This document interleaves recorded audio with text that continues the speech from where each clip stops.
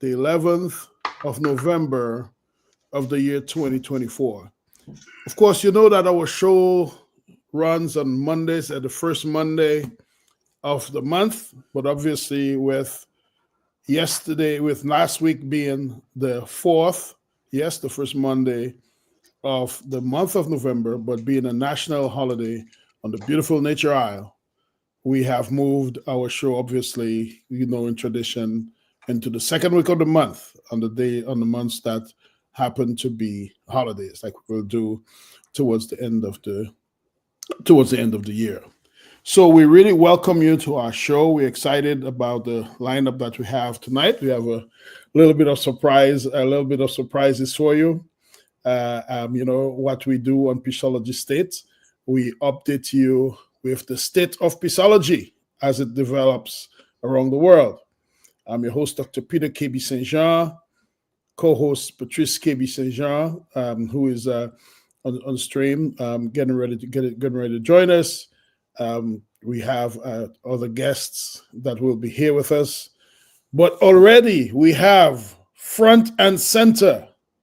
Guy's gonna tell you his name. You guys gonna wait and wait and wait and listen. You guys gonna hear his music. He's gonna be playing the double role that we have, both as our featured artist for the night, for the month, and a special guest that is joining us on the issues that are relevant to the very exciting topic of human resilience. We have heard a lot about climate resilience. We know a lot about climate resilience. We have heard our Prime Minister declare Dominica as the first nation that's going to get fully on with being a climate resilient nation in the most advanced way.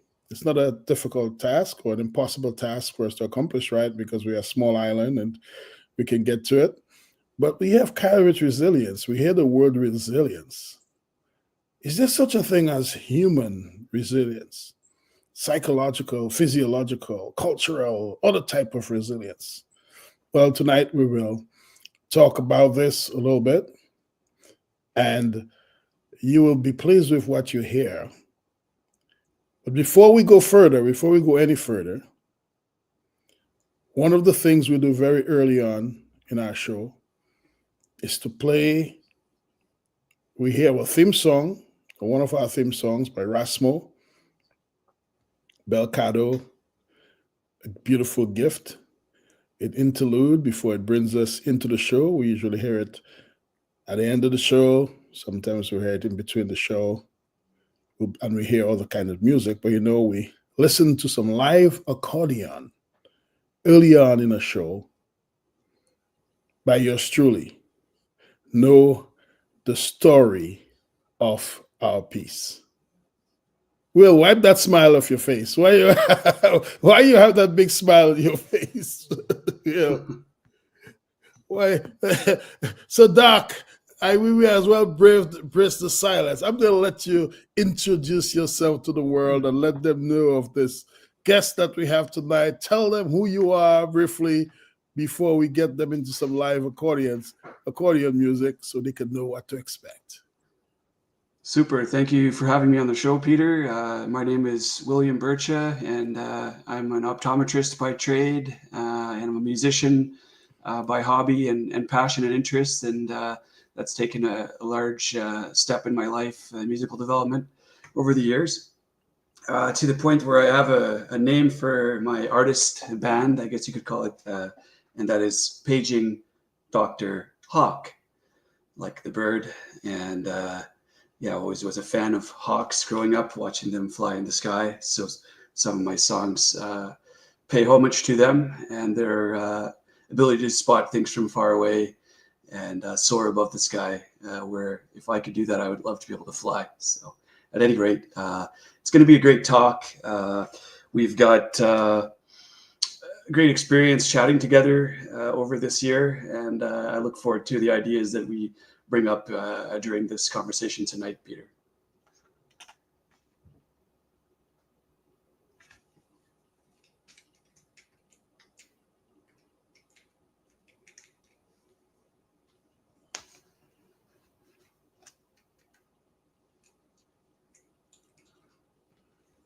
Thanks for joining us again. Sorry, we just had the microphone just disappeared on us a little bit. So we're going to listen to that tune that we have heard from time to time again, sometimes played a little bit differently. Know the story of our piece composed by yours truly. Know the story of our piece. Know the story of their piece. Know the story of your piece.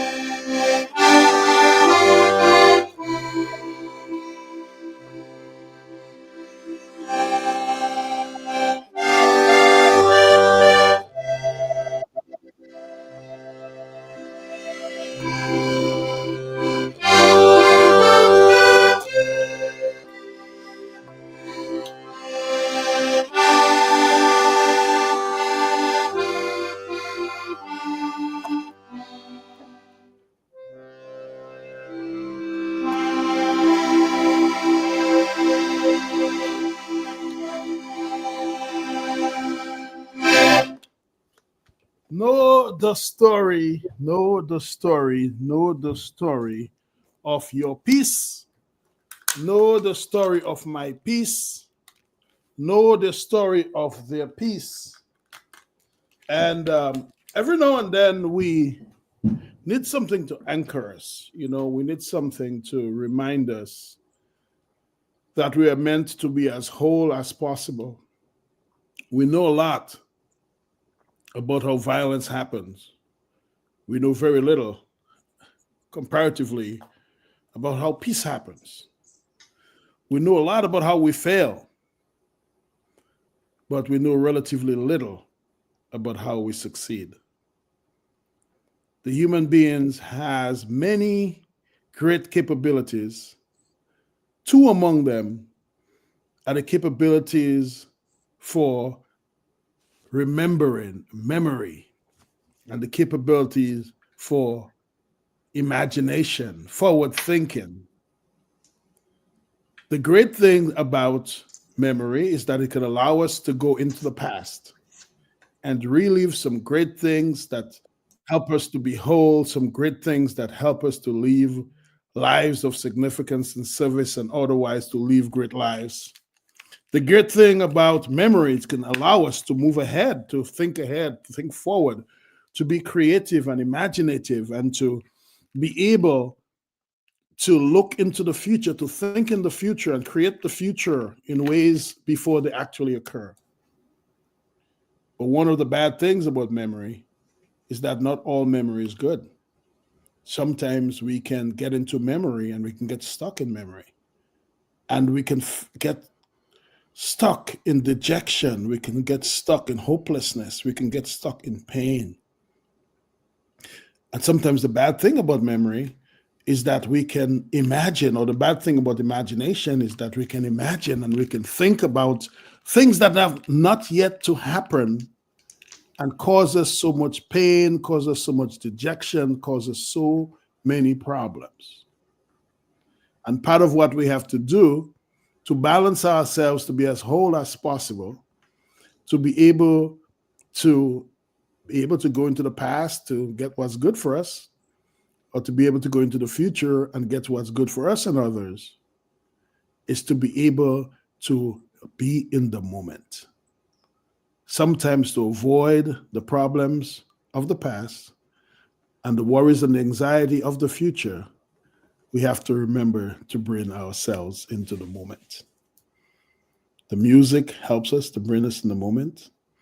A lot of artists write in songs that have one way or the other reflected music and ideas that of experiences in their own lives, things that they would like to sometimes recycle the trauma in their life, to recycle the pain in their life, to recycle certain things that to them were not so pleasant, but can give hope and inspiration to others. In Peaceology, when we say we are the science and practice of low stress and high joy, we mean just that. We know that a big enemy to our quality of life is high stress. We know a big enemy to our quality of life is low joy. And we propose that when you bring high stress and low joy and high stress together, oh, it's a deadly kind of mix. It's a kind of mix that is not at all good for us. So, Doc, thank you for joining us from. Are you in Halifax tonight, or are you somewhere else? I am indeed in Halifax, Nova Scotia, in Canada. Halifax, Nova Scotia, in Canada. There, you know what? There's some great songs about Halifax, right? Yeah, And yeah. I remember being a student when I was an undergraduate student. Well, I did my master's, as you know, at Simon Fraser University in Canada. So Yeah. I've enjoyed the great quality of education that is in the great nation of Canada. Uh, but I remember I had some colleagues from Dalhousie University and otherwise in Halifax. I have not visited Halifax yet. I can't say that I don't have a reason. I've had invitations. Hopefully, Yeah. that will happen. That will happen sooner and later, sooner than later. But how did you tell me about your connection to Halifax? Like, how did you land there? How you ended Uh, up, yeah. Sometimes the story is not very long. So I visited it last summer for the first time in June, and just came out to have a look, and really enjoyed my trip in Nova Scotia. And so I was in a position to consider moving anyways already in life. And so this kind of checked the boxes for what I wanted out of life, and to get into a more peaceful, more laid back community environment. So it's a smaller city, an area relative to Vancouver, British Columbia, where I was living before that. And that was a city that a little bit bigger than I liked. I grew up on a farm and an acreage in Alberta and the prairies, so I was used to space and peacefulness. Being able to look at the stars at night and have a campfire or whatever. So moved back towards that avenue of life. And I knew when I departed for college in my early 20s that I got in the cities, and it was a shock to my system, actually. I've been sort of telling myself, the little voice inside saying, one day you're going to move back to where you're closer to living around nature. And that's the formula that fits my life. And so I'm happy I've done that. Last August, I made the move. So it's been great. It's been a good year so far. Oh, good. So your roots, actually, somehow I must have missed this detail in our discussion. So your roots are actually in Vancouver. Well, I was born and raised in Calgary, Alberta. Okay. In the prairies, and I'd lived in Vancouver for 12 years after that. So Calgary is home, and that's where my parents and everybody lives. So.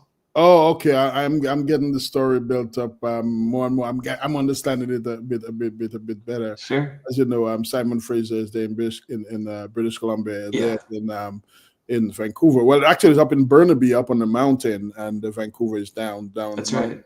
And my good friend, which reminds me that I need to check up on him. I haven't spoken with him in a while.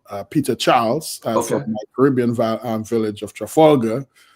Peter Charles actually lives in the area. Well, at least before where I met, when I knew of him, he lived in Richmond. I doubt that he is leaving. He's going to move out of this beautiful community where you get the fresh salmon Oh right off yeah. the river and Yeah. all of the sea and the ocean, and the people are wonderful people there in Absolutely. Richmond, British Columbia. That's right. Yeah. So yes. Well, Patrice, our co-host, can you please introduce yourself? Say hi to our audience and say hi to Dr. Burko while we are still waiting our other guest. One of our guests told us that she will not be there until halfway in the bottom of the hour. Patrice, welcome and good day. Hello, everyone. Yes, sorry for the delay. I didn't realize that the time went back, so I thought I had about an hour more to sleep because I had classes all day and meetings. So, but yes, it's nice to be here. Yes, well, Nice to meet you. yes, go ahead. Yes. So what has the day been like for you, Patrice? Very, very busy. First class was at 9 o'clock. I had a 1 hour break, then went to another class. I had 4 or 5 classes today, and then I had a meeting where we were recruiting more Black and Brown students to the tour team. So that's the tour team is basically a group of students who introduce prospective or students to the campus. So I'm thinking of signing up for that, just more of like learning about what the organization is. And then I was quite literally in my room for maybe 45 minutes, and then I realized that I was running late, so I had to make my way over here. I was over in Texas, the capital of Texas, Austin, Texas. I traveled on election day to attend a meeting for departmental chairs, and actually there were two, not departmental chairs. I'm sorry, deans of the College of Arts and Sciences. Actually, there were two deans of College of Arts and Sciences from Canada that I met. There could have been others that I didn't meet. Um, and I was, to be honest, I was a little bit concerned or a little bit on alert because I know that election days are sometimes very very quiet days, but sometimes they may not be. And I'm traveling to the state of Texas, um, where people have different perceptions about what Texas is about. So I was a bit concerned about how people were going to respond to the election one way or the other. And I think maybe anywhere I would be traveling to, I probably would be, even if I were in Chicago as well. But I must say that I had a pretty quiet time throughout there. I avoided not I didn't avoid any conversation. Like I don't typically get in the midst of those too much. But I mean, when they come up, I address them. But I didn't find some of the conditions, some of the situations that probably I was told to be careful about, and that could potentially have been the case. But just what was the temperature like, or what was the experience like with during, after, around election time? If you care to touch on any of that on your campus and general. Well, on the campus in general, as many college campuses are, at least here in the States, are quite liberal, considering, well, I don't know about my specific university, but I do remember seeing statistics that many colleges have majority women, even if it's slightly over 50%. So just thinking about that demographic, but you can also think about class, things of that sort. So there are many liberal people here. So I haven't heard much directly to me or towards me or towards my friends within this past week. But I can say that there are fraternity houses. Frat life is very big at my school. They did have a point in time where one of the frat houses were dancing with a Trump flag in front of their house. And this is specifically a frat that's known for roofing or drugging girls at parties, sexual assault and things of that sort. So this is kind of some of the climate that's here at the school. We did have a few racial incidents happen before the election, then afterwards, a few students here received some racist messages alluding to them having to go back to slavery or to plantations, which is something that's going actually across the whole United States, apparently, not just on my campus.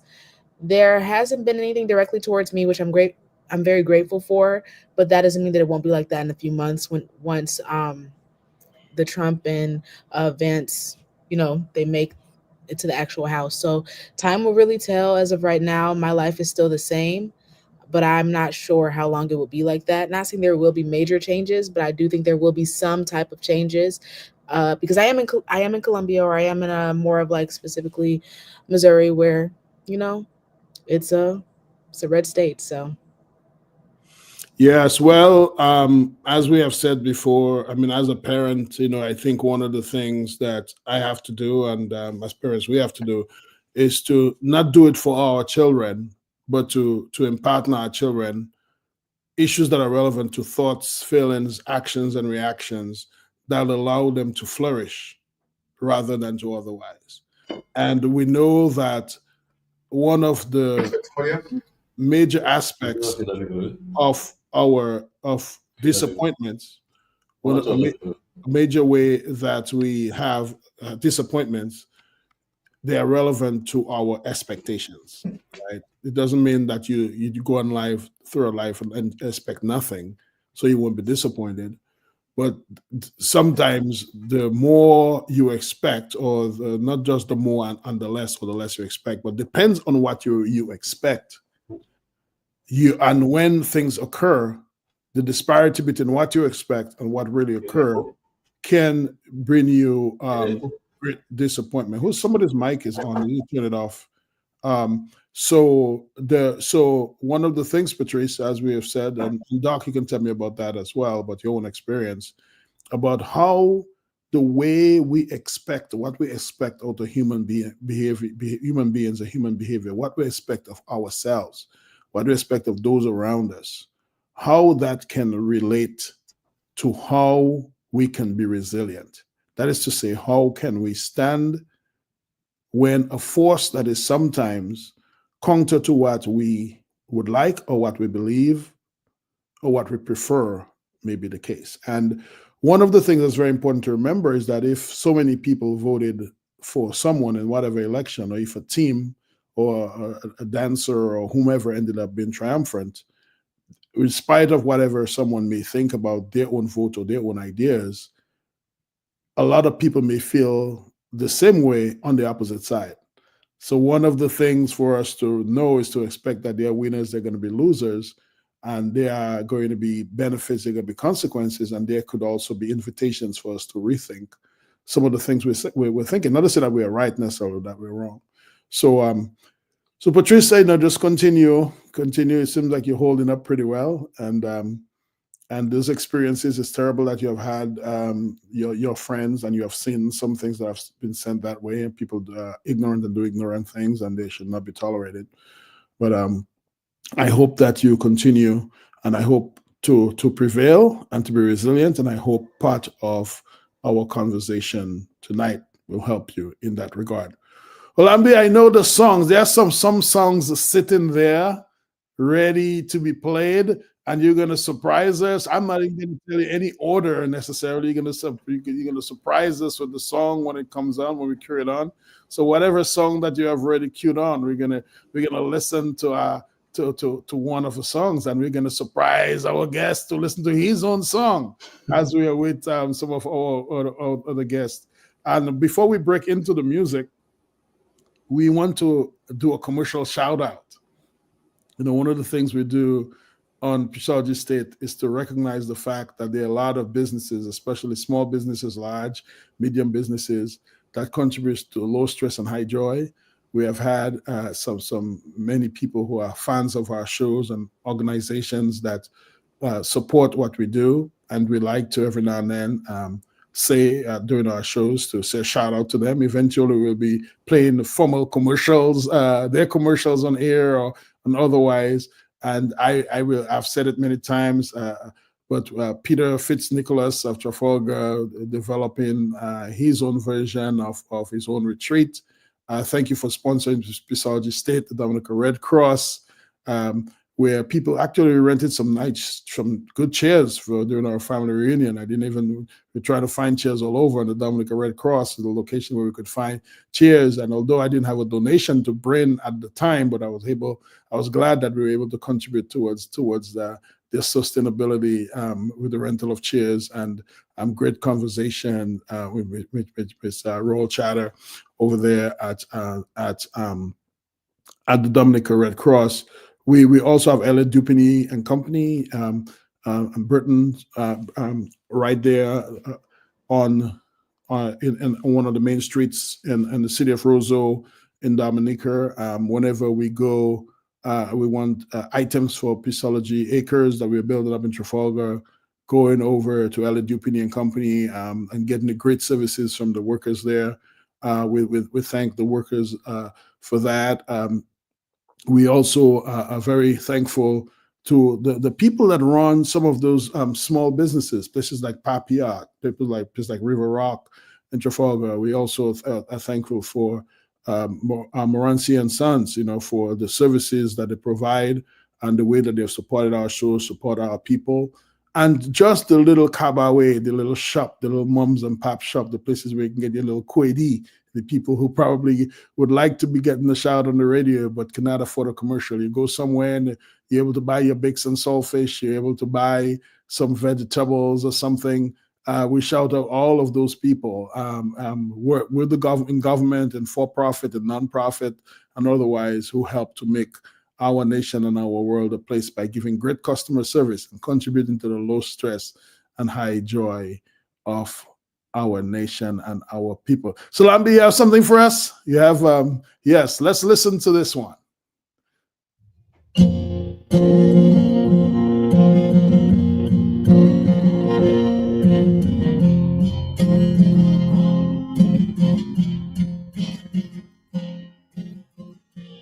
As I sit here looking out up in the sky where it began.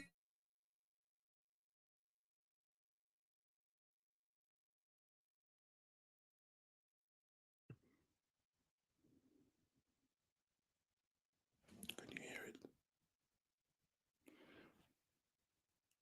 Lambi, I'm not hearing on my end. Is it playing in the studio?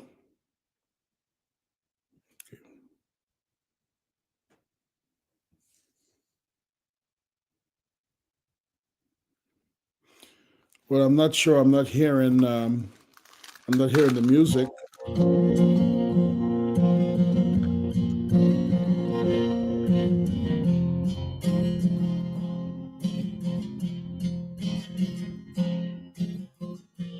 As I sit here looking out up in the sky where it began.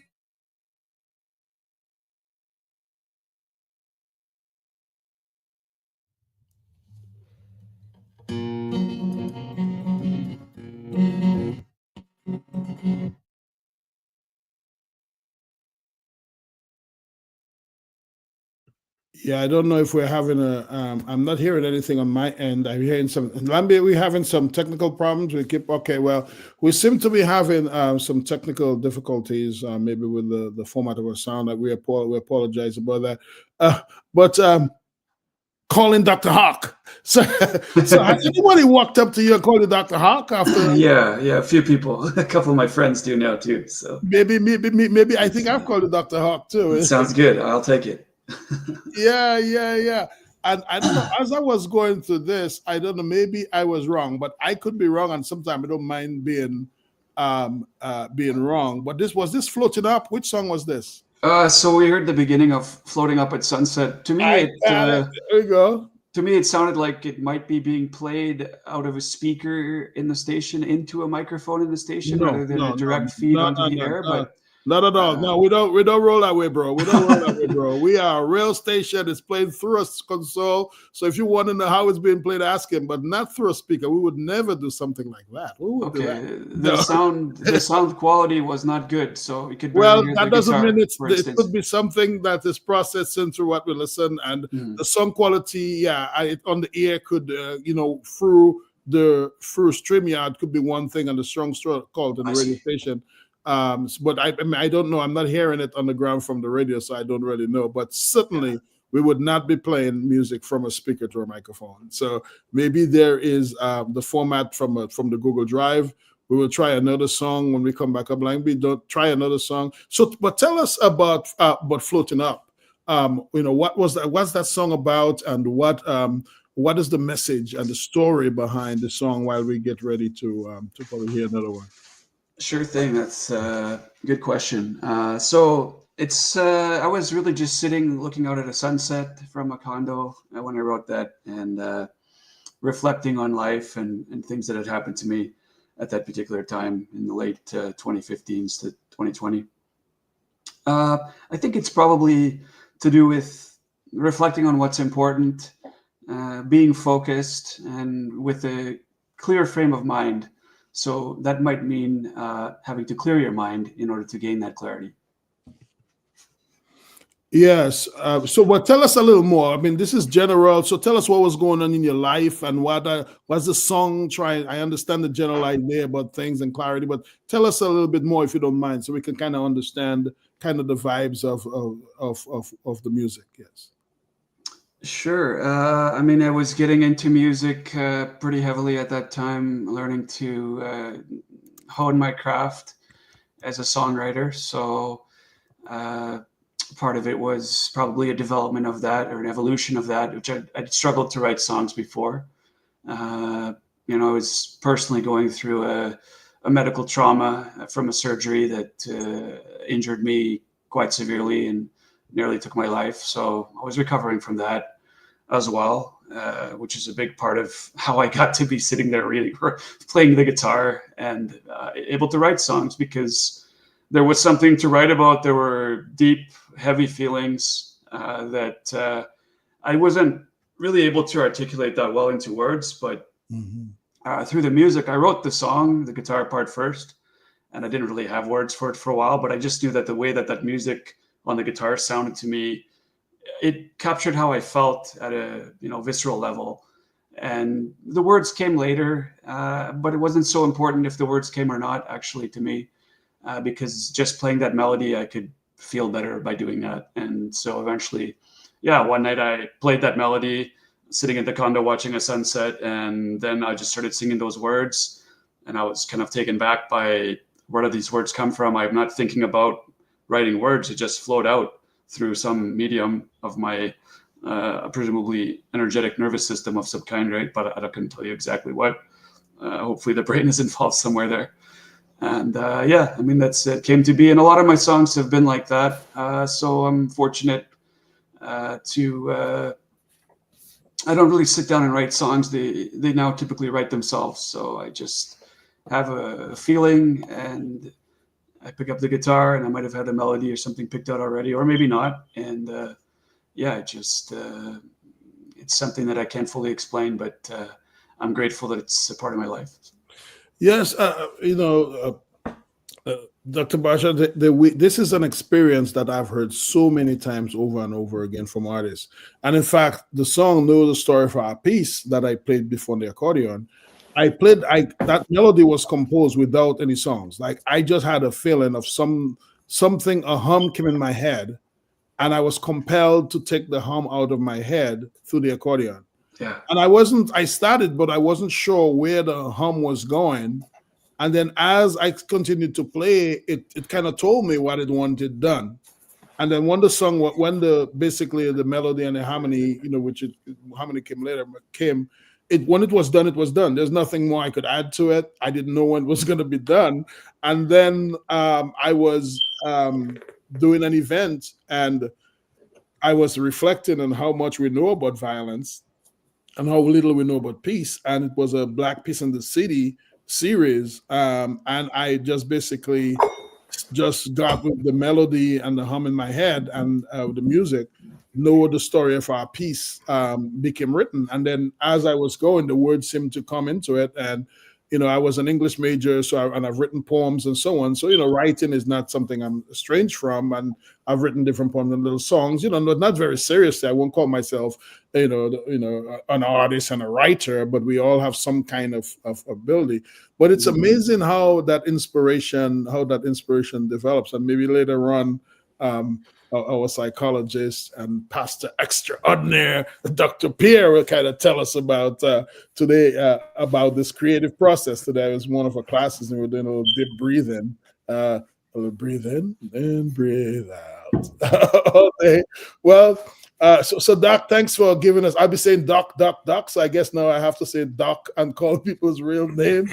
And folks, just I know you're not on stream yet, and I know, by the way, some of you may be joining us. Already have joined us on online with on Facebook, and pretty soon we will give again the number to call us on the radio station. But I just wanted to take a quick pause and here in our mix, two great educators, pastors, a therapist. And they have some great accolades, but I'll let them introduce themselves, Dr. Elizabeth Pierre and Dr. Dwight Perry. So let's start with Dr. Pierre first. Dr. Pierre, introduced it. You are live on the big station, YSQ 95 in Dominica, on streaming and otherwise around the world. Tell the world who you are, our part of the world, who you are. And Dr. Perry do the same. Great. Well, thank you so much, Dr. St. Jean, for inviting Dr. Perry and I to your awesome radio time show. I appreciate that. It's a real joy and honor to be here. I'm a professor and a therapist, and my research is I specialize in trauma and how race, culture, and faith intersect with trauma and recovery. So I've done work abroad. I especially like working with faith communities, particularly Christian communities, where it's actually quite challenging to discuss these hard topics. They're often spiritualized, and I really encourage folks as a person of faith to say, no, yeah, I believe the power of prayer is important and things can happen, but we are also very embodied. So really encourage church leaders, pastoral leaders, and particularly in ethnic minority groups, because there's so much stigma around psychology and understanding what it means. So I have a real heart for those communities. And also I'm Haitian American, which is very proud to be. Yes, like passe. And, and coming from a country where, where that's unfortunately there's a lot of trauma there, but also very quite resilient in the midst of trauma. It's just, I love working with students. I love working with clients. I love working abroad. I feel like it's a real joy. I feel very blessed and honored that God has given me the ability to do what I love doing. And that's equipping, encouraging, and supporting folks on their recovery journey. Thank you. Well, thank you so much. And this gentleman who's about to introduce himself, one day I just suddenly missed him. Really, I still miss him, man, because I grew up going up to the seminary, man, just having this not making appointments and showing up in his brother's office. Dr. Perry, how are you? I'm doing well, Dr. St. John. It's good to see you, sir. It really is. Thank you. Please introduce yourself to our audience. Certainly. Well, I'm also a professor and a pastor and have been involved now in full-time ministry going on 45 and a half years. And my real claim to fame is that I've been married to my sweetheart for 45 years, Dr. Cynthia Perry. My area of research is in the area of applied theology. I've had the privilege of writing several books in that area. And I'm very excited about this last book that I co-authored with Dr. Pierre on clergy failure. And I always learn from her. And that was a great collaboration. Looking forward to being with you in this broadcast and with your listeners. Mm-hmm. Yes, thank you so very much, Patrice. I guess we have our guest. Maybe tell them a little bit formally. I don't think. I mean, we said a little bit. Tell us more, especially we have new guests. Yeah. So you would like for me to introduce myself? Yes, ma'am. All right. Well, hi, I'm Patrice. I'm the co-host, and I'm excited to see what you all have to say today. We have a few Oh, questions for you all. And yeah, that's it. great. Thank you. Nice to meet you. Mm. Nice to meet you. Yes. So, what we like to do on Peaceology State is to give opportunities for people who probably would never have met in that Yeah. type of context. And what we do, because we know that music, art, entertainment is so important for our development. And when we talk about low stress and high joy, to get our endorphins going, to get the dopamine release, and so on, and we like different aspects of performance, different music, especially because we're on the radio and people tune into the radio to hear songs and the like. So we try to feature one artist. Not only try, we have featured only one artist per show so far, and we the first few shows we didn't, but we for the last few shows we've been able to actually have the artists whose music we are featuring on the show with. Of course, in some instances, it will not be possible because the artists will not be available one way or the other. But to the extent that that they can, we will. And it turns out that the music we have this week is also by one of our guests. Of course, the two guests know it's not them. Yes.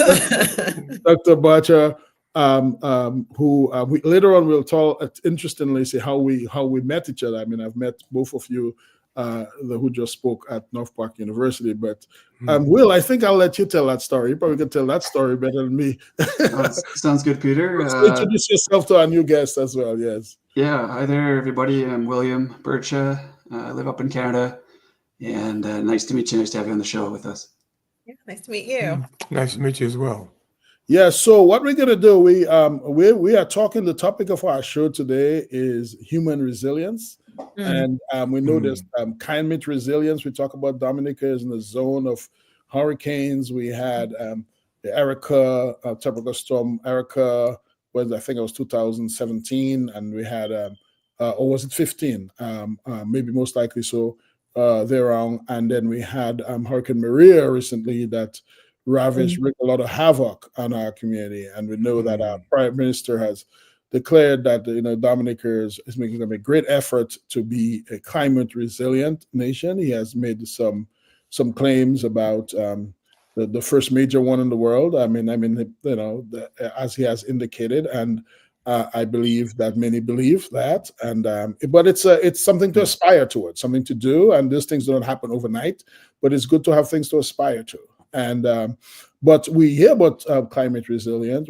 But we hear about human resilience to some degree. But what really is human resilience? And there are different aspects of human resilience. One of them is kind of psychological resilience, how it is that people can go through difficulty and still be able to withstand. So while we are talking about low stress and high joy, and why we're not trying to put a damper on anything, and why we have the trauma expert here, and when we have the applied theological expert here with us, who will be telling us about, failure in the church and failure with certain things, but can the church and practitioners of faith be resilient in spite of the fact that human imperfection can cause us a lot of shame, a lot of guilt, a lot of regret, a lot of trauma?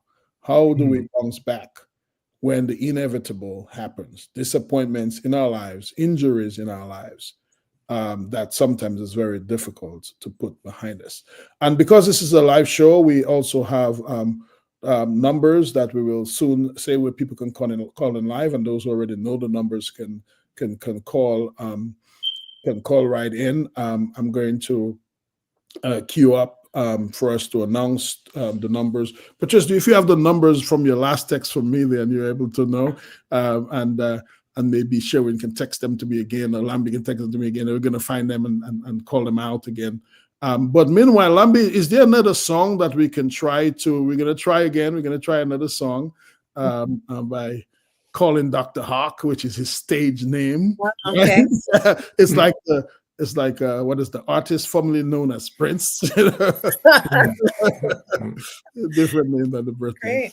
Lambi, whenever you're ready, let's go. 1, 2, 1, 2, 3.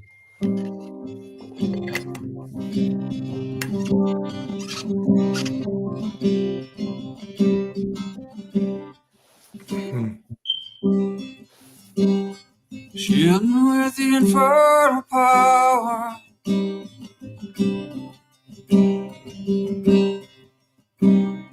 I can see the light inside of you.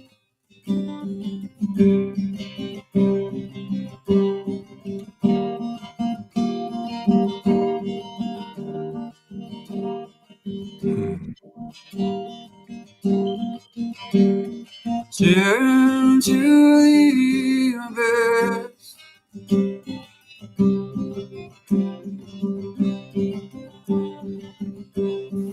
Will the fire grow and fade?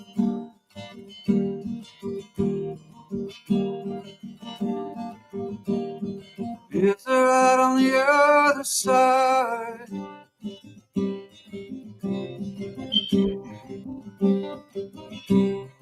Will you have someone beside?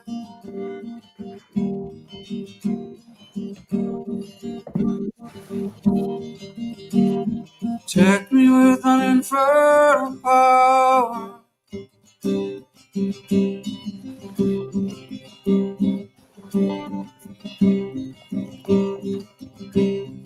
Did they all hypnotize you?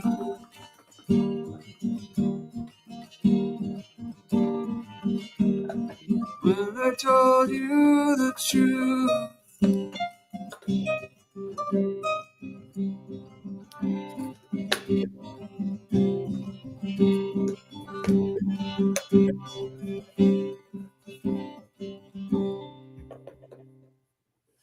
Did you watch their faces?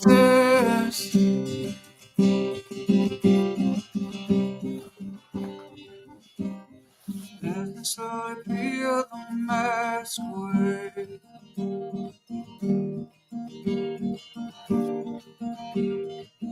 Expose the lies they hide.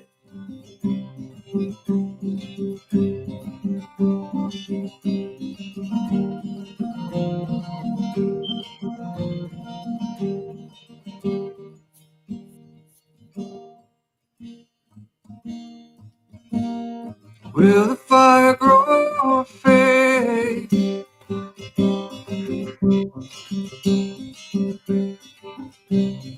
I can see the light inside.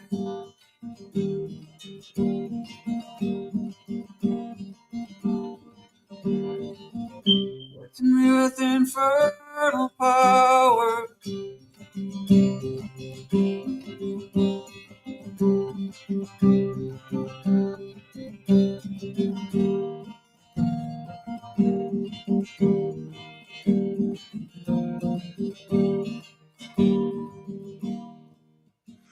Yes, yes, yes. Well, thanks, Doctor. You know, I have to say that when I listen to your songs, and we're having problems for some reason, the songs are in different formats. A couple of songs are dropping, and we were able to get number 3 heard. You'll tell us what that song is. But it's amazing, right? Because you can turn on the music and you can hear R&B, or you can hear gospel, or you can hear country, you can hear something that you know, that you're very familiar with, and kind of go with it. And every now and then we hear music that we have to listen to and say, well, what exactly is that? You know, and some people that, while you might say, what exactly is that? Some people are like, yeah, that's my jam, you know. So tell us what song we heard, Doc, and what is going on with the song. So that song's called Light Inside, and it's really it is a poem that I wrote. I didn't have music for this one. It was a pretty deep place that it came from, and from trauma, and coming to terms with things, understanding the causes, and the appropriate accountability. And then from there, it kind of evolved into just realizing that we have a great inner strength inside each of us, that we probably all have, and we need to find a way to channel it somehow, so that it benefits us. And ultimately, in the case of, like you say, it's easy to reflect on failure, but maybe it's more difficult for us to reflect on success. Well, we need to transform failures or things that went wrong in our life. We need to transform those into successes, to move through them and move forward. It's kind of how that all came out for me. Well, thank you so much for sharing that with Mhm. us. So I like to ask reflections. Anybody, soon we'll give callers the number to call in, but anyone, well, let's start with Patricia. We'll ask Dr. Perry and even Dr. Perry afterwards. The music that you have heard, does it remind you of anything? What types of thoughts or feelings it got evoked Mm. by hearing that? Patrice, what about you? I was just very reflective, just listening. Mhm. Yeah. Yeah. Yes, Yeah. yes. Yeah. I agree. I think what caught my eye, because it was dropping off a little bit, but the whole one of being Mhm. there's a light inside you. And I feel that there is, despite the challenges that we face, despite the heartaches, whatever, trauma might look like in each person's life, that even if that light can, even a little light, in a dark place makes change, sometimes it doesn't have to be bright. And sometimes if you don't have it, sometimes I'll talk about more about the support system later, that believing that other people have it can actually ignite yours. One of my favorite things is when people light each other's candles. Just like, mine is kind of faint, but can I have some of yours for a little bit for today? Yes, So. yes. Thank you so much for sharing that, Dr. Perry. Well, it was very calming for me. Mm-hmm. And in the midst of trauma, it does feel like a storm. Mm. And to be able to, even in the midst of trauma, identify where is that sense of peace in that storm is very important. So it is very calming. Thank you very much. It was a beautiful song. Thank you. Thank Yeah, you. You're thank welcome. you. And as we talk about trauma, and as we talk about storm, and as we are talking on a radio station that's in a country where we just mentioned that is so vulnerable to hurricanes and those natural disasters, and we are so thankful every time we go through a season and do not get impacted by the hurricane. And I have listened to radio shows. I have been in the botanical gardens, our big stadium, where the different primary schools put on skits and plays that try to get people ready for the season so that we can be very resilient during the hurricane. I want to leave a certain type of metaphor before I give the radio show numbers. And that metaphor of the hurricane is that there are different ways we can talk about it. But one, there's like the front part of the hurricane. There's the middle part, that is the eye, and there is the tail side. There are some other formal words, but the whole idea is that there is something that comes first. There's usually a little pause, and there's something that comes at the end. And depending on what you do after the first part has gone, you're in the eye, that could really determine a lot, because sometimes you can get an opportunity to get some water outside, close the house, close the window, or you could do something. And then when the second part comes, you could either be more resilient, or you could be caught, asleep, or you could caught having been done nothing. And it seems that way. Actually, I probably should be saying that Dr. Pierre was one of my favorite professors when I finished my clinical mental health degree. We are colleagues, but he's also one of my professors. Spirituality and therapy, right? That is, and counseling is a class I took with her. But the whole idea is that there is a pre-stage to something. There is the stage itself, and there is a post stage. But in that particular time, sometimes we may go through some trauma, but we may be given an opportunity to get our heads and get ourselves right, because sometimes the trauma we experience may not be the last time we experience trauma.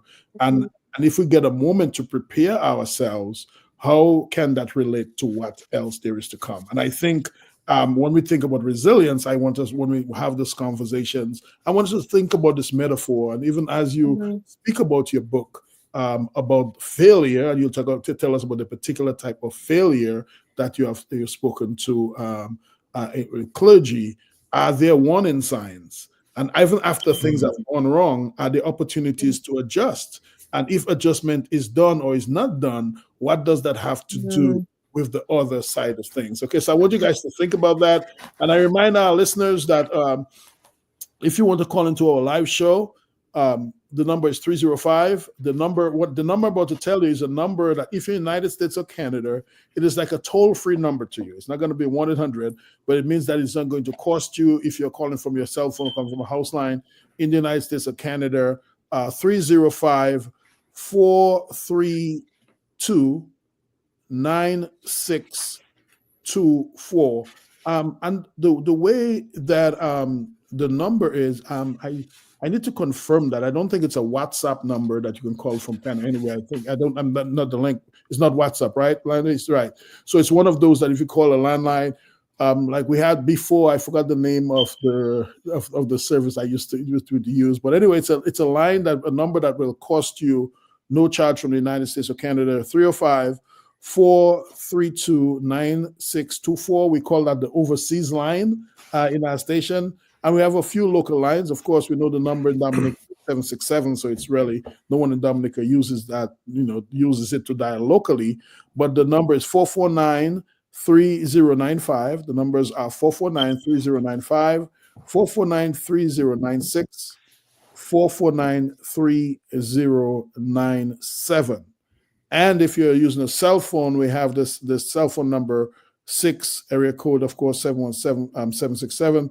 The number is 616-4257. Again, that number is 616-4257 for anyone who wants to join us calling live. And typically what we do, we are so happy to get callers that as much as possible, we try to keep them waiting as little as possible, right? And a lot of our listeners tell us, because you do not hear us call you, it doesn't mean we are not listening, because sometimes we're enjoying the show so much that we do not want to interrupt, because we are just enjoying what we are listening to.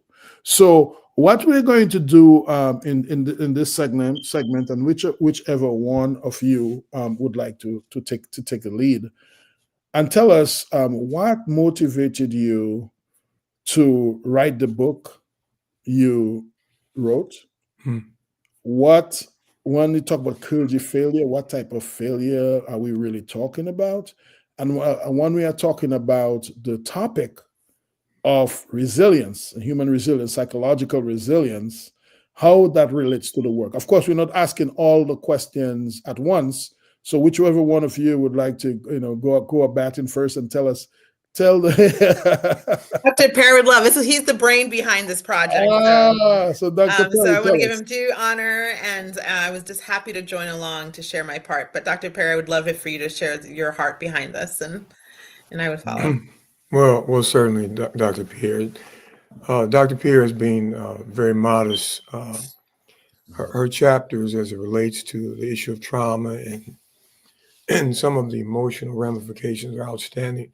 The title of the book is "Even the Best of Us," and that is significant in the sense that all of us are basically only one decision away from some type of failure. We're infallible human beings. We have weaknesses. We have tendencies that come out of our background, maybe come out of past trauma. We have insecurities, and all that wraps into a person.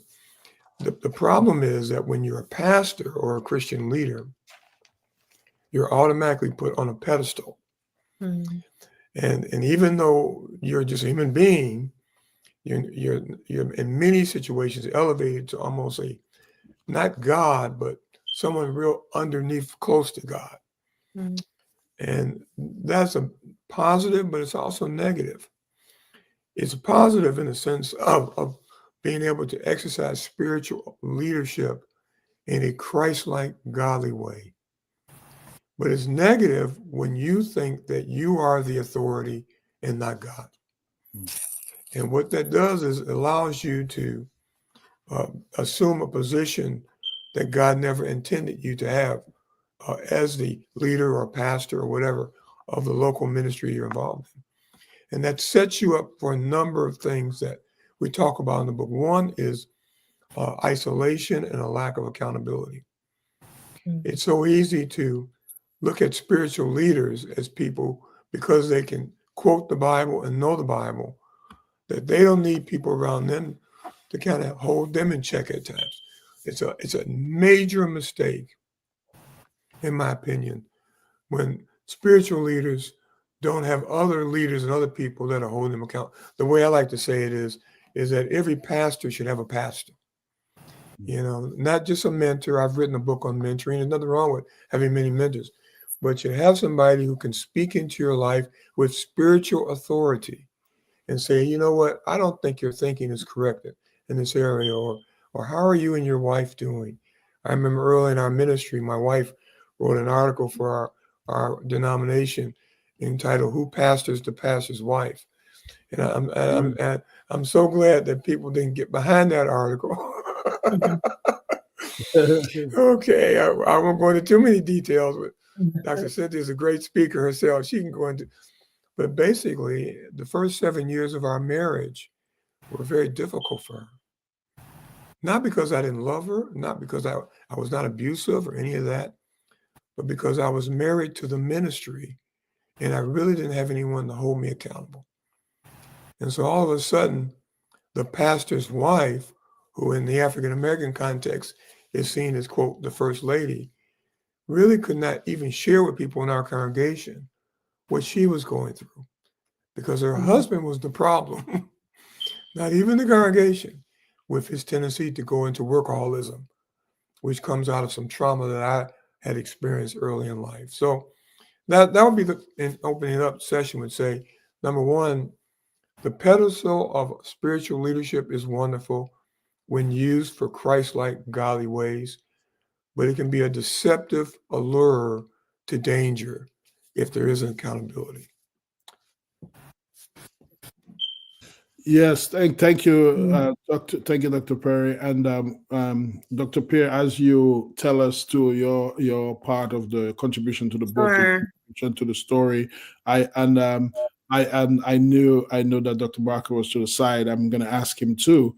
Even if we're talking about clergy failure and we are hearing all of this, we are still talking on this topic of trauma. So part of what we do on our show is to try to connect even seemingly disconnected dots. So Dr. Barker, I know you're listening very closely as well, because later on you'll tell us about your experience with trauma and how do you reflect on some of the things that they are saying, even if it's not front and center to your own experience, because the experiences of people who have exposures to trauma may be similar on some kind of level. So Dr. Pear, yes. Sure. What I failed to mention earlier is that a lot of my work, especially around the trauma, is specific around interpersonal violence, sexual abuse, physical abuse. So that's where my research really a little bit is more specific. And so like Dr. Perry said, when a clergy, and specifically in this book, we looked at like issues around sexual abuse. I mean, child abuse, when people who are seemingly supposed to be the authorities and leaders and people who reflect God harm other people, whether it's children, other people in the community, whether it's sexual abuse, whether it's emotional abuse, psychological abuse. The research will always show the worst. I mean, trauma is awful. Accidents is a trauma. Natural disasters are a trauma. But when an interpersonal traumatic event occurs from someone you trust, someone you believe is supposed to help and care for you, harms you, that's devastating. And so when a clergy person, a pastor or leader hurts and harms people in their community, it's devastating for people. It's like, wait a minute, you're the one who's supposed to teach me about God is all loving and you're harming me. And victims and survivors of this type of abuse really question themselves. They're like, wait a minute, like it's very disorienting for people. And so they're like in a fog and then oftentimes what's painful, often people don't believe them, especially when the pastoral leader is, idealized. Oh, they would never do that. You're the crazy one. And so you often find people either leaving the church community, faith community, and sadly, some people will hurt themselves and harm themselves. It's the same kind of, think of anything, whenever someone is challenged for a behavior. In this case, we're talking about a church, but you think about all the folks who've been charged for some type of sexual abuse or sexual assault. It takes years for someone to say something or do something, right? Especially if they're beloved, until someone finally says, they have to get all the witnesses to finally do something, because it's also devastating to a community to believe that someone could do something like that to their community. So there's multiple layers to the trauma. And then back to within the Black community, the pastor is like, historically is like a god. And so it's especially devastating in those communities where the pastor is not just a pastor in the church, but they're pastor to the entire community. And so there's multiple losses. And so in my chapters, I just focus, like, people really need to understand the devastation of that, especially people who work clinically, because sometimes people don't realize, they're like, oh, well, it wasn't like a parent or a partner. What's the big deal that it was a pastor? It's just as devastating because it was someone that they trusted. And we need to understand that and treat it as just as traumatic as any other interpersonal violent relationship. Oh, I think you're muted, Dr. St. John. Thanks a lot for sharing. Thank you. And thanks for not letting our ear drop. If somebody catch me doing that again. Hey, Doc, if I ever unmute, you just go a cappella, man, and just start singing a song, man. She's going to give you a beat. And Dr. Perry looked like he's ready to give you a snap the finger. And I said, you don't want to hear me singing. I said, Dr. P, are you a singer? You look like you sing. I love to sing, but yeah. I would join if I would be in the choir. I wouldn't be the main person, though. Oh, okay. Is that the tambourine that I see behind there by your green light, by your book? No, it's an acorn. So something. Patrice, you're gonna have to give us a spoken word. If somehow we end up Matt told me that the cardinal sin of radio is silence. So every Matt is my mentor on the radio. And he said, whatever you do, just don't have silence. And Matt, Lambi, you can't imagine how concerned I get about getting to that mic in a fraction of a second, because I know there's sometimes a little bit of delay. So sometimes before the song plays, you hear me talking a little bit because I'm trying to avoid any kind of dead time. So if I'm slow to this mute button, somebody has the responsibility to sing. Dr. Barker said he'll be the one to sing. Okay. It's I'm going to, again, we try to tie these things. And one of the ways of dealing with very heavy topics is one way is to kind of normalize, if you will, the relevance or to make ubiquitous the relevance of the particular thing that we're talking about, right? And especially when we talk about human behavior. And so one of the things, in spite of the fact that you're talking about our pastors and failure for specific type of failure, it doesn't mean that you have to tune off if your experience is not one of sexual trauma or not with the church, right? Because trauma behaves in certain types of ways. And part of the value of having kind of different ideas here, talking about this issue of trauma, I want to talk about something that I think I heard. So I want to reflect to you what I think I heard. And I want you to clarify if this is really what you said, if you have any more to say about it. And what I would like Dr. Barker to do is to talk about, if what I understand is true, I would like him to put in the context of his experience. And what I thought I heard you say, and what I thought I heard Dr. Perry say, is that when the wrong that is done to you is done by someone that you trust, or someone who has the responsibility to care for you, there is an additional layer of the sting and the hurt of the injury and the recovery. Yes. So did I hear that correct? Yes, absolutely. So Dr. Barker, when I was talking to you, and you were talking about your trauma from surgery, although you didn't say so, but you did not go down to the train station or go to Starbucks and ask somebody to do something to your nose. You submitted yourself to experts, right? Yeah, that's right. And for you to come out, especially for you as a practitioner, as a doctor yourself of the type that you are, and you have an oath to take care of people, and when people come to you for care to their eyes, you must do all that you can to ensure that they live there being able to see better than to see worse. But then you trusted yourself and you actually paid money to be exposed to someone that you trust, and ending up having that trust broken and having the injury. And so if that makes sense, I would like you to bring the metaphorical language to that, because then that allows us to understand some of the inner workings of how you may have trauma, but you can even have deeper trauma depending on the nature of the actors. Does that make sense? Yeah, it does. I think there's certainly an element of a parallel between religion and medical harm, because there is this higher place of respect that's given, I suppose, and the standing in the community structure. So yeah, it did impact me to kind of believe that it could happen.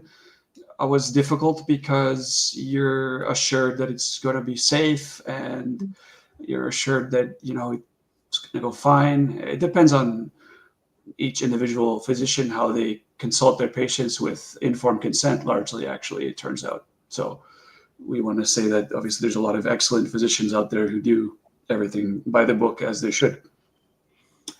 In my case, it wasn't the case.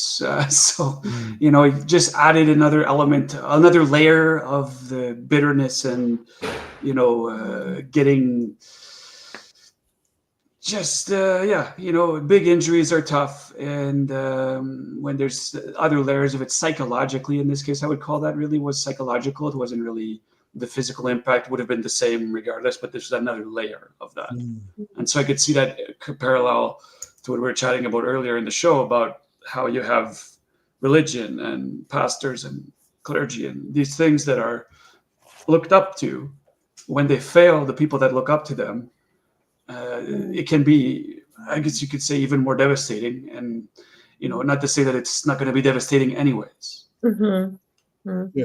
And even to add to that type of complexity, in our own country of Dominica, I went to a funeral recently of a young lady that was part of our mentoring circle. She came from a challenging community, and she followed in the footsteps of her older sister, who didn't quite make it to that level. She ended up being a registered nurse. And she was young. She came from an impoverished context. People are celebrating the nurse. She was a hairdresser. She was a wonderful, like, did almost everything right. You know, basically, I've known her for many years, and we've been maybe about 10, 11 years. We've been involved as mentoring with her. And she was having a baby, and she was having complications with the pregnancy in the same hospital where she was a nurse. She died because supposedly the baby, I'm going to be careful with, and everything that I say is, none of this is, of course, the words of the radio station, and none of this is meant to be libel, but I'm giving as much as I can truthful information in the context of the trauma, not to lambaste a nation or to lambaste a hospital or anything of that sort.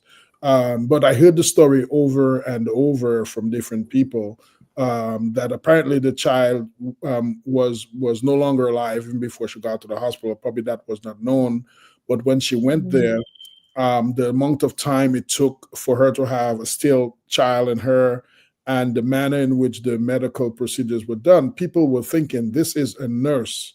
So, well, everybody should get great care, but you'd imagine that her sisters and brothers in the sorority and fraternity of nursing would have really been attentive to everybody, but even a little more so to the young lady, to share the pain and suffering, as a mother tells, and as a sister and other family members and some other people tell.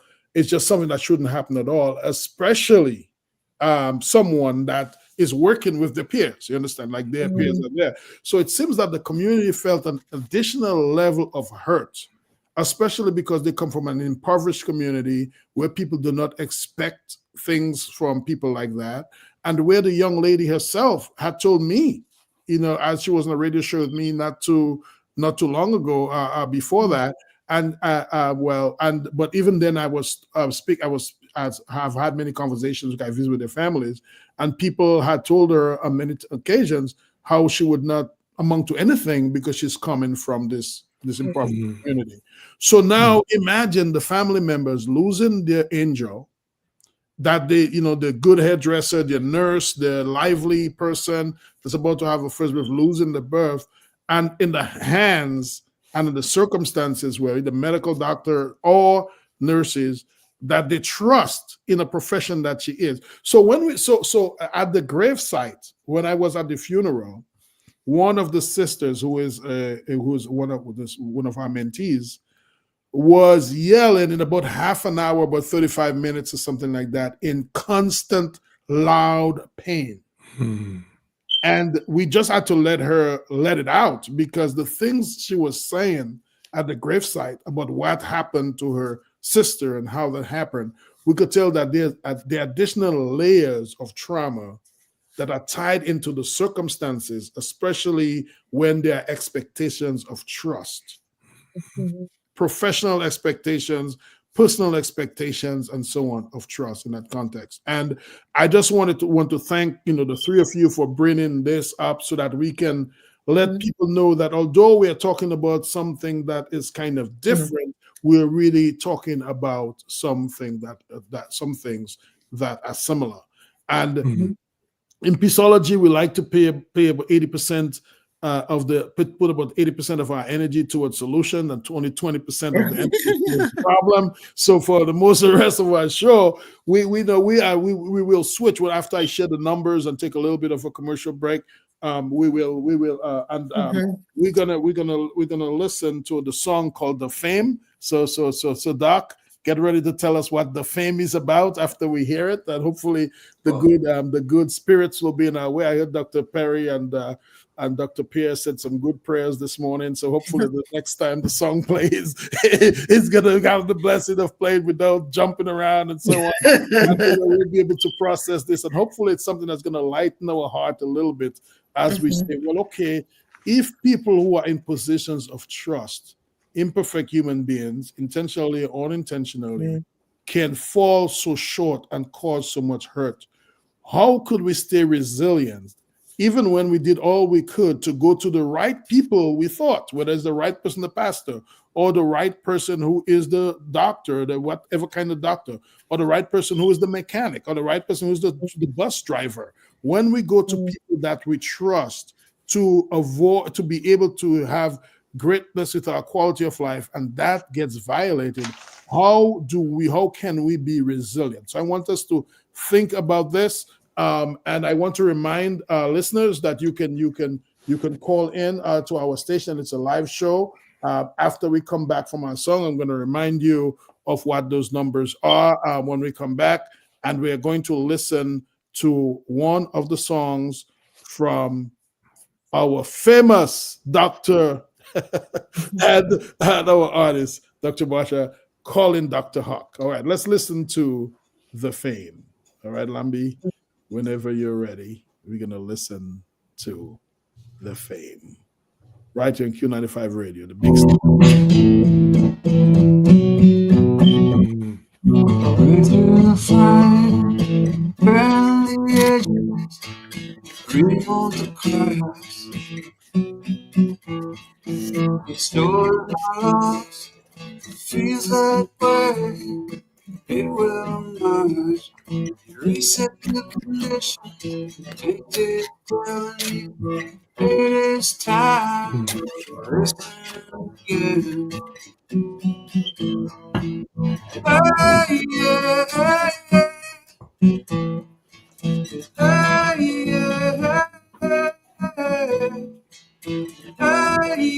yeah. Break through the frame, bound the edges, remove the contents, break through the frame, bend the edges, discover your soul.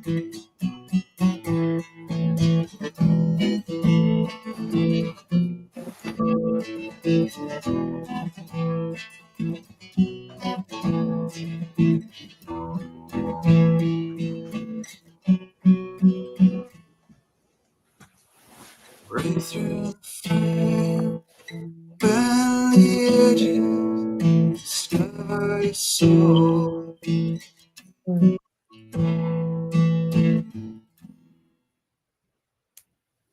Yes, yes, yes, yes. And I guess when we get the moment later on, we'll listen to the last song. We'll hear it called "The Hawk of the World," and we just heard the fame. Doc, what? Tell us about this song. Well, it's the frame, like the picture frame. So referring to could be four-walled rooms. It could be things that you're inside of that contain you, perhaps. And sort of from my experience, I had to think outside the box in order to get where I needed to go with the trauma I experienced, what the trauma did to me, to my psyche, and to my physicality at the time.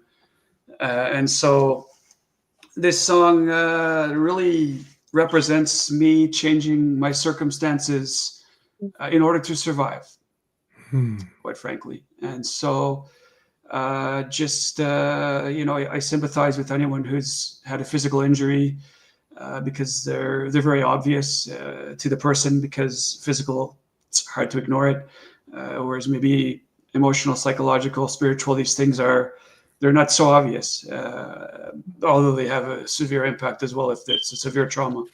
But a physical one, I think you can't replicate the tangible quality of a physical injury. And that's what I went through. And then after you have a physical injury of substantial nature, there's a offshoot of psychological repercussions, after shocks of an earthquake, seemed like. And so you have to recover from all of those things. Yes, thank you for sharing this insights with us. I want to ask Doctors Perry and Pear to reflect on this, but as they are getting ready to do so, we want to remind our listeners that you can call in. If you're in the United States or Canada, you can call without cost to your toll at 305-302-9627. And if you are in Dominica, you can use 449-3095, 449-3096, 449-3097, or you could call cell 616-4257. And let me say that overseas line number again. It is 305-432 9624 305-932-9624. So Dr. Barker, one of the things that you said is that you had to change your circumstances in order to survive. As much as this sounds strange to others, in victimology, one of the things that we say, and I have to forewarn you that this may sound like blaming the victim. Because in victimology, we say that some people play a very active role in their own victimization, right? It doesn't mean that the person who was raped or the person who was injured did something.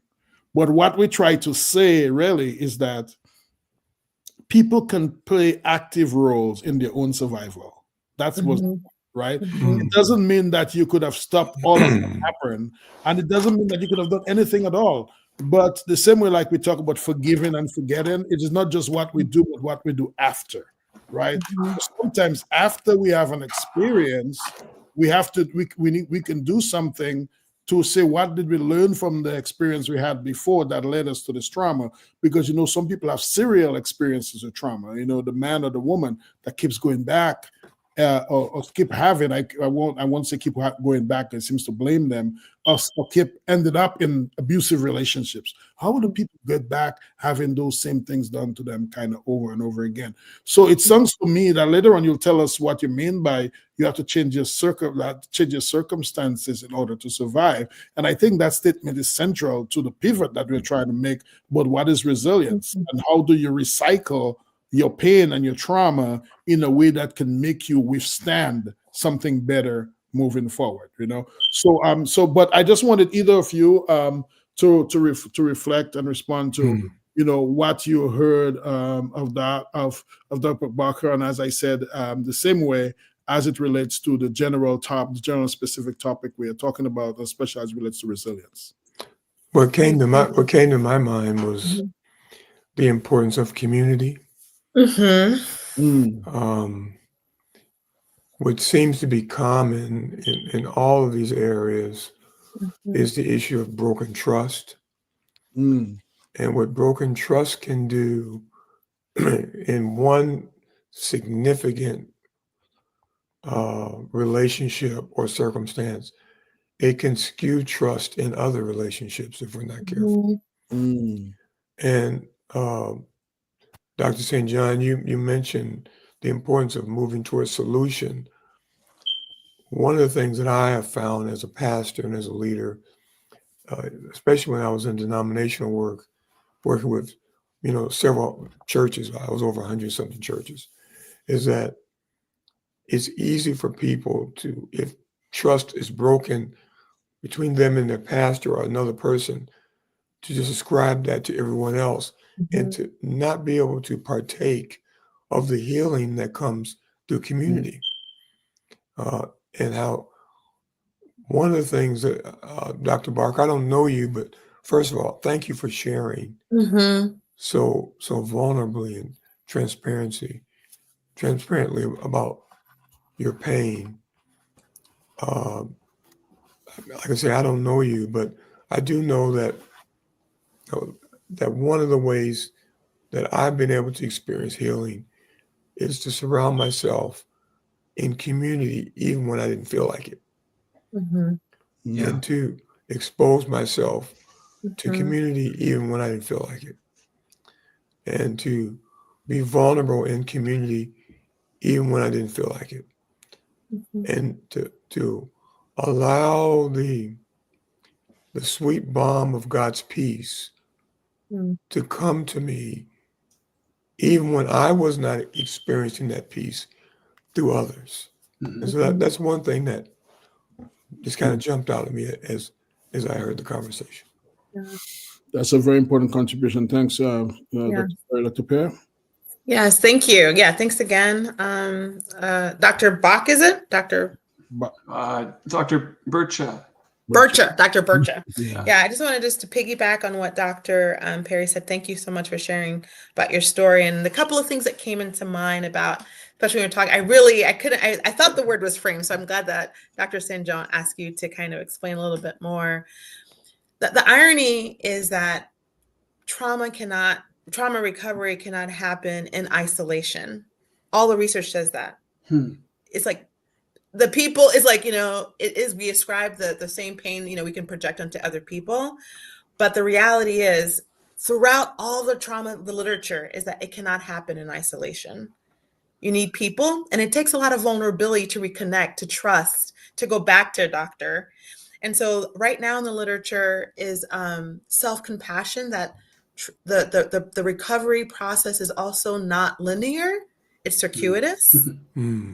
And sometimes people feel like, well, I thought I got through this. Why am I still struggling? Or why am I still having this anxiety? It's like, that's just part of the process. And that self-compassion goes a long way. And that actually builds resilience, more than judgment or shame of where we aren't. So believing that, holding that, it also gives us a little bit more empathy for ourselves. Sometimes we're the hardest on ourselves. Well, this happened 10 years ago. I'm feeling better now.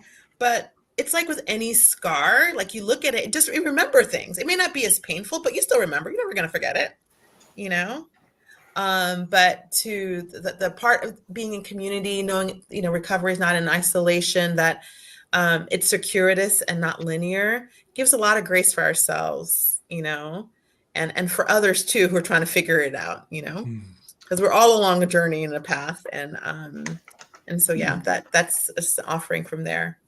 Yeah, I have maybe a couple notes that I jotted down the last week that might tie in nicely with this segment. So, yeah, with regards to healing from trauma and how resilience, may carry you through. I wrote this. We'll see what it means when I read it.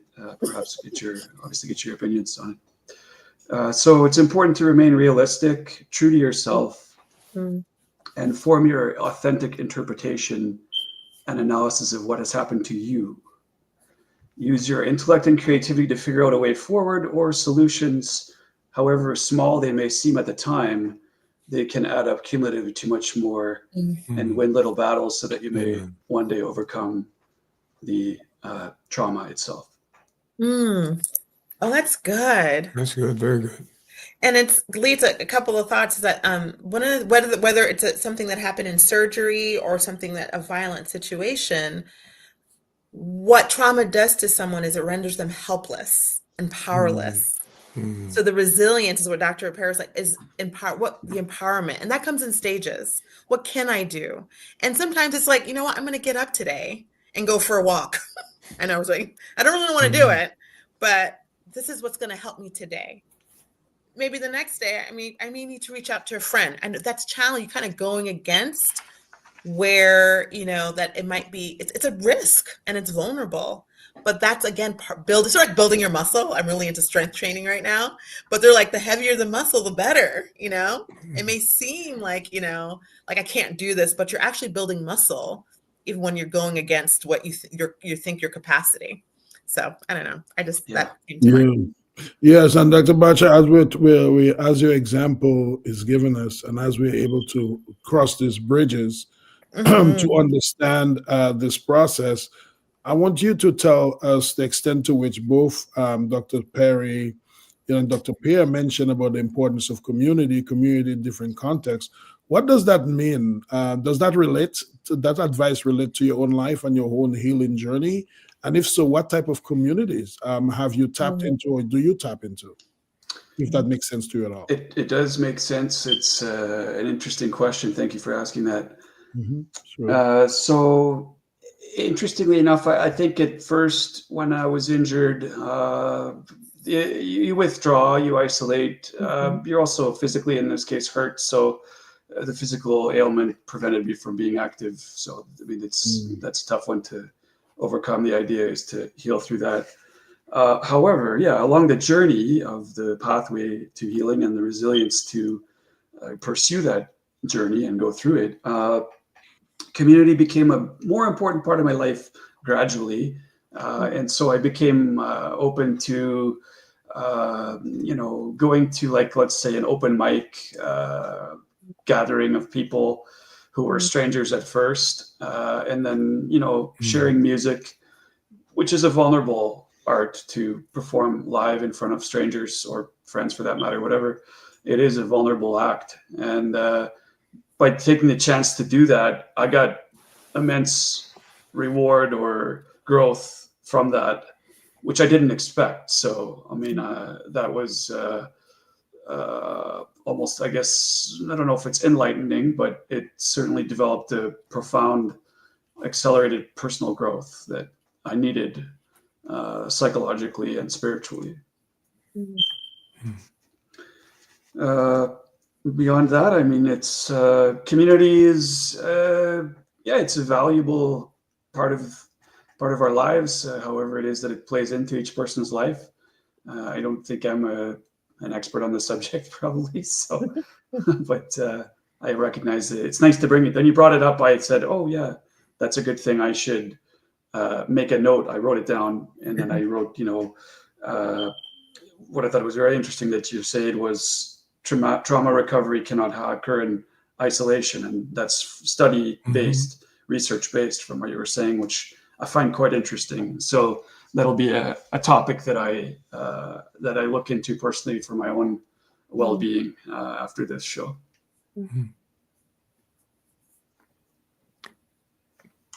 You're muted again, sir. That was the signal for that wasn't muted. I just wanted Dr. Hawk to sing. Call it Dr. Hawk. I wanted to turn to the bird, man, and sing. I'll sing one for you quick. The one that didn't play at the beginning of the show. Okay, go for it. It's called "Floating Up at Sunset." Oh, nice. As I sit here looking out up in the sky, where it began, on and on, does it have an end? Take inspiration from the land. See the lights, will you dance tonight? Feel like you're flying up through the clouds. Reach the stars, sparkle among them. Way up there, you look on down at the kingdom below. I see that green, blue of the water, red hot sun beaming down. You know, Amen. Good stuff. Amen. Amen. Yeah, you took me there. Wherever that was, I was there.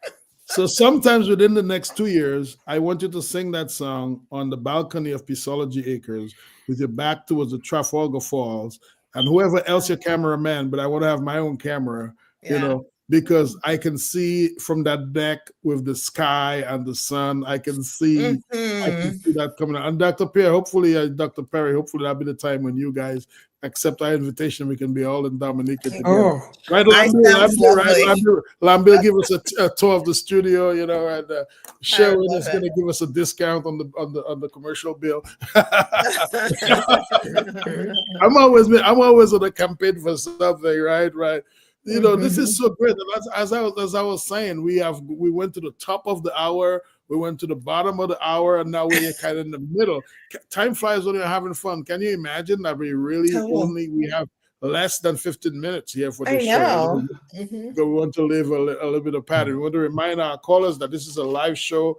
You are on Q95, Wise Q95, the big station there in Dominica. You may be seeing us live on Facebook for Q95 in Dominica. If you want to join us live on radio, you can call us from the overseas line in the United States, in Canada at 305-305-432-9624, or you can reach us at 767-449-3095, 3096 or 3097, 449-3095, 449-3096, 449-3097, or you can use us call on the line 616-4257, Peaceolgy State.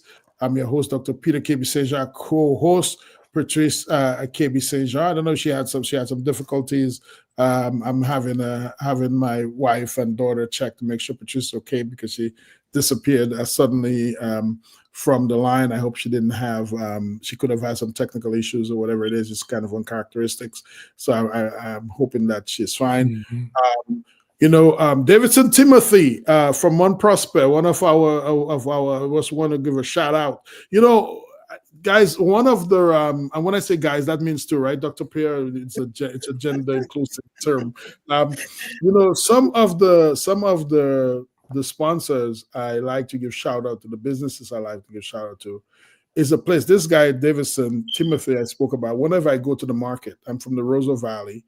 I'm from the village of Trafalgar. There's Mount Prosper, Cochrane, Wharton Waven, there's Copthall, Falcony, Shawford, as part of that Roseau Valley. And Mount Prosper is one of the villages that looks down, that we're in a valley and I'm down in a hole, basically in Trafalgar. And you can stay up in Loda, you can stay in Mount Prosper, and you can kind of see down into the valley of Trafalgar, kind of where I am. So Davidson is one of the farmers that I like to buy. I like to buy the produce from, any good produce, but for him, I especially like as a neighbor, because he is, because I've known, as Brother Daniel, I've known the community as my neighbor, but this man has such a contagious smile and great customer service that he gives. great coconut water, fresh tanya, fresh banana, fresh pumpkin. And the Mont Prospect is well known for nice carrots and lettuce and cucumbers, but also nice celery and chive, nice big, nice healthy vegetables, and I can get a lot of whatever I need right from there. And he has a company that he does trucking, and try to do other things, because when you're on island, as you know, Dr. Pierre, when it's our economy, you have to be creative. And one of the things that Caribbean people, when we leave our countries, is that we kind of have to compete to make it. I mean, you don't just you don't just get it this on your lap for the most part. And and one of the artists that we featured the last time, from the Midnight Groovers, Co, as we call him, Marcel Mack, he's right around the corner, selling coconut water. And these guys, they collaborate together. Some vendors look out for each other. I go to a place called Loubier, and if you guys come down to Dominica with me, like if it's 5 o'clock in the morning, 3 o'clock in the morning, or 11 o'clock at night, we can go to have some nice bakes. They call them like fried dumplings or something like that. Oh, sounds delicious. But I love the fried fish or the steamed fish, but I've had some bakes that is stuffed with cheese or stuffed with the tuna, and we have have a nice drink, have some nice chicken, So I like to talk about those businesses, because for me, low stress and high joy in my village, where I can swim in the river and drink the water. Sounds lovely. I can go talk to, I go to my cousin Irma in the village that sells bakes as well, or Sandrine, go to another location, Ivadni, Vado, as she's called, on the way to town. We can just sit with real people and be reminded that in the world, there are still great, kind people. There are people, even if we are not perfect, and even if we don't have a lot of means, but we are people that can care and do care about people. And then you can have an experience that can last, So I continue to invite you guys to join us to visit me in Dominica and to be there. Yes. And as a matter of fact, I'm going to hold my word to it. If you make it there to me within the year, the accommodation is free. If it is, you get up to a week for free accommodation if you make it within a week. That's only for you, okay? And you have a +1, not +5. You just have a +1. So folks, thanks again for being here, and folks, listeners. I don't know, Lambie, the phone's not ringing yet. I guess the people are just enjoying listening. So as we get ready to wrap up, and as we have continued to talk about this power of resilience, and when we talk about the value of community and the idea that healing is not something that you do alone, what sort of communities the literature tells us, Dr. Pierre, Dr. Perry, that are very good, very conducive for healing of whatever type in the context of trauma? Well, go ahead. No, I'm sorry. Go ahead, Dr. Pierre. Yeah, I told that I have another commitment, so I just want to share a little bit. That's right. You words. did. Sorry. Yeah. I'm sorry, my manners. I was trying to cheat and keep you here even beyond the time you told me. I was trying to sneak it in, but she's a Caribbean woman. She's not gonna let me do that. So, go ahead, Dr. Pierre, give us your final word. This final word is that I know it's different communities. It's like the show that our doctor just talked about, like, being, these spoken words, or where was it you were? It would be like an open mic setting where there's poets, comics, and musicians. Yeah. For me, it's also my church community, or even here at North Park, colleagues. Like, it's just staying connected. It doesn't even have to be billions of people. The danger is that social media sometimes fake, that whole like friends, which are not friends. We need real life people to connect with, in body, or just regular connection. So faith community, shows where you start building trust. And I think my final word would be that, and it's why I adhere. My faith is so important to me in God, is that, that it seems like elusive, but even your last song, like hope, we must hold on to hope. Amen. And sometimes when we can't carry it ourselves, that's where the community comes. It's like, I don't have that hope right now, but can you carry this with me until I get to that place of hope? Yeah. And to always know that the story is still unfolding. And so it's not the end. Things are still unfolding, still changing. And that's the gift of hope. So that's my final word. Well, thank you, Dr. Perry. Thanks for Thank joining you us. so much. It was Yes. lovely to meet you. And Yeah. bye, Dr. Perry. Thanks for inviting me. See you on campus soon. Okay. Bye-bye. Yes. Yes. So Dr. Perry, you're about to contribute something to that. Well, I just for your listeners who might be in ministry, even if they're not in pastoral ministry, but other forms of ministry, what I found is communities outside the church are also very helpful, especially if they're related to a particular hobby or avocation that gets you away from the stress of your vocation and allows you to interact just as a real person with other people. I used to coach football in high school, and I thoroughly enjoyed it. You know, I was a busy leader. You know, a lot of responsibilities. During that season, I was a professor as well, and heavily involved as a leader in my church. But to have that football community of coaches, believe it or not, was invigorating for me. So community can take many different forms. I just would encourage your listeners that whatever form the community takes, don't isolate yourself, but immerse yourself. Take a step of faith, one by one, to involve one or two people at least in your life, and to do that. And I know it's fearful. I being in ministry now. Well, I was in ministry before I was in full-time ministry. So I've been ministering to people for over 50 years now. I'm an old person, Dr. St. John. Yes. You know, and so I've seen a lot of hurt. I've been hurt a lot myself, and it just invigorates me. Even the conversation tonight invigorates me to continue to have hope. And so don't overlook your pain. Don't run past your pain, but do the best you can to reach out to someone who can help walk with you through your pain. So that would be a word of encouragement that I give. Thank you so much. We're going to do something a little bit different. The last song, The Hawks of the World, Lambe, see if you can link that up. And while we do that, because the song might take us home, tell us, Dr. Bacha, tell us a little bit, The Hawk of the World. What's the song about that we're about to hear? So it's a song that I wrote towards the end of my traumatic journey. And it's a song about thanks. And it's a song about being grateful for people that assisted me through the difficult time. It's also a homage to nature, because I found walking in nature to be extremely valuable for healing and assisting in the recovery process. And I think the song kind of became something where we recognize that we do have so much good in us, and we should strive to utilize that good. And, that's really what humanity is all about, in my opinion.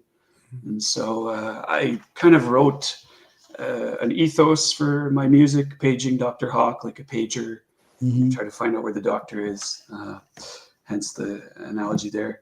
But, I think that it became clear to me that people have said things like your music is reflective, your music is calming on the show today, which is really reinforcing, because it was a search for peace, to find inner peace.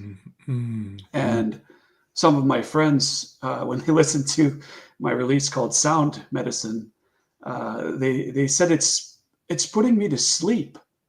Your music's putting me to sleep. And I was like, oh, that's great. It's done the right thing then. Right. So it was meant to be calming. It's meant to be restorative. Yeah, because it did that for me. So I'm glad to hear that's the message that I'm getting back from people about it. And so, this spring, I'm going to be in 2025. I'll be embarking on a small tour to raise awareness of medical harm and just spread good joy and cheer through humanity. And I'm going to call it the Peace, Freedom, Love, and Liberation Tour. Peace, freedom, peace, what freedom? Peace, Freedom, Love, and Liberation Tour. And liberation. Where can people find out more about you and your music?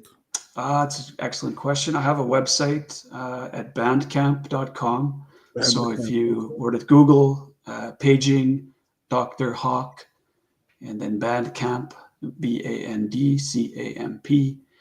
It will come up there, and all of the songs that were featured on tonight's show are also available on that website to stream and listen to, and there's other songs there as well. So I'll be continuing to update that and be releasing an album of some kind here in the next few months. So there should be something new on that website soon as well. Well, hopefully in the next few months or so, you can do a follow-up show with us, and maybe we can catch you live or catch something. We'll see what we can do as things improve. I'd love to. So thank you so much for being here on the show. We thank Dr. Pierre, who also was here and had to leave. Patrice is okay. She did text me to let know that she had to go because she had a lot. Well, I'm back here. Yes, I was waiting. I've been having some stomach issues. My stomach, for some reason, still doesn't get used to the food here at school. But I'm back now. I'm sorry that I missed that portion of the show, but I did want to say something that I remember you saying. I know we're about to wrap up the show with only a few short minutes, but there is something that you said. I believe this was Dr. Perry who said this. You said we all fear that we're one step away from failure. And the way I interpreted this is so true, especially in college. So many people are learning, whether it's through their major or via different organizations that they're part of, and they want to take different initiatives, take new steps in their life, but they're scared that they're going to fail. And some people are strong, and I don't even want to say strong enough, because I think those who are fearful still are strong, but some people are able to push through that fear of failure, and sometimes they fail, sometimes they don't, while others may step back and not even try. And I think that was just something that I really related with. I think I've been on both sides, honestly. I've been afraid to fail and I didn't try, and I've been afraid to fail and I've tried. And I think we all learn from that, even as adults, I'm pretty sure. I mean, I've seen my dad try. It's like trial and error. That's really what life is. And I wanted to squeeze that in within the time I did have to speak. Patrice, you're always such a voice of reason. I can't believe you're not 20 years yet, Wow. Yes, yeah. So Lambi, you're gonna take us out with the music, this last song, and if for some reason it's not behaving, you can switch to Rasmo's our melody song. But thank you so much for being on the show. Thank Dr. Perry. Dr. Perry, got to hang out again sometime. I got to bring you up on some other topic. One of your other books. I want to talk more about your other books. I always want to learn so much more from you. Patrice, glad to have you here. Dr. Vacha, thank you so much for your music. Let's see if we can hear the song and then we can rock to it a little bit. Sure, I'll say a quick thing before we go into it. Just about my music. My ethos became formed over time, and so introduce this song with the following. My hope is that through my voice and my music, I can reach you somewhere deep within yourself and freely release a segment of pain that you are carrying.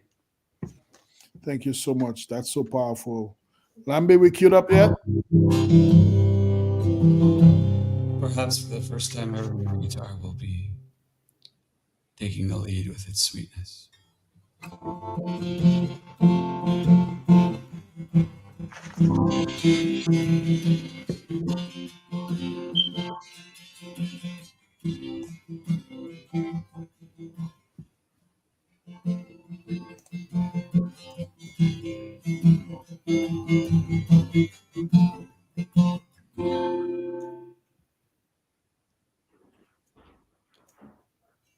To the rocks of the world, oh thank you. Rocks of the world, oh thank you. Thank you for watching over me. Black.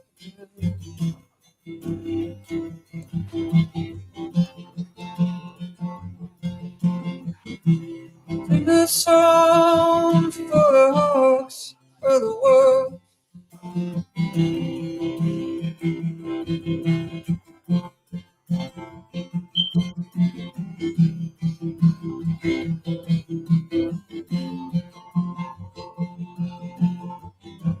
Just you aware, not listen to your hearts.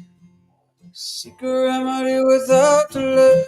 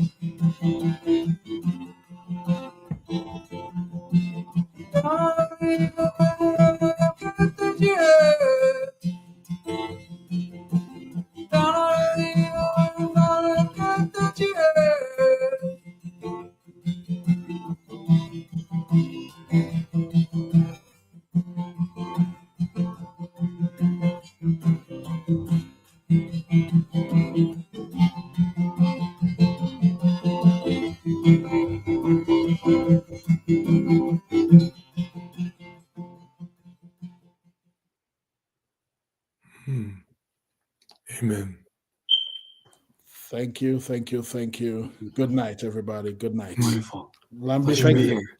Okay, Amen. bye-bye. God bless you all. Bye-bye.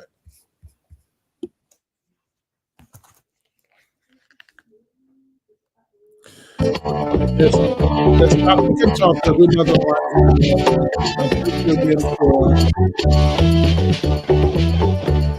we'll talk again, okay? Sounds good, Peter. Good night. Thank you so much for having me. You're welcome. Right. Good night. Right.